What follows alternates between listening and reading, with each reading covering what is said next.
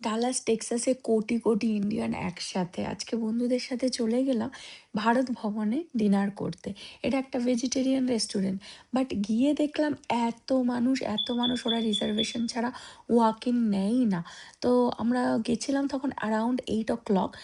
বললো যে ঠিক আছে রিজার্ভেশন করে দিচ্ছে, তোমরা 9:30টার সময় আবার ব্যাক করে এসো। তো জন্য মিডিলে আমরা ভাবলাম কি করব, দেশি ডিস্ট্রিক্টে চলে গেলাম চায়ের আড্ডা বসাতে এবং বারবার ঘড়ি দেখছি কখন 9:30 বাজবে আমরা ব্যাক করে আসবো।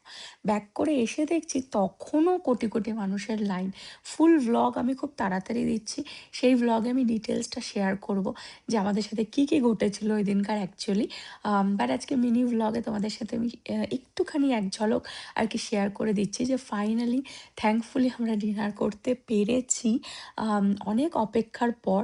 এবং মানে গিয়ে 9:30টার সময় তখনও মনে হচ্ছিল যেন আমাদের এখানে আজকে খাওয়াটা হবে না। কিন্তু তারপরে যাই হোক ভালোই ডিনার করলাম। আর সবথেকে বড় কথা হচ্ছে একটা ভেজিটেরিয়ান রেস্টুরেন্টে এত কোটি কোটি মানুষ আসছে কেন? খাওয়া যদিও বা খুবই ভালো ছিল। বন্ধুদের সাথে ভালো সময়টা কাটলো, আড্ডা দিলাম এবং ডিনার করে এখন বাড়ি যাবো। হোপ তোমরা এনজয়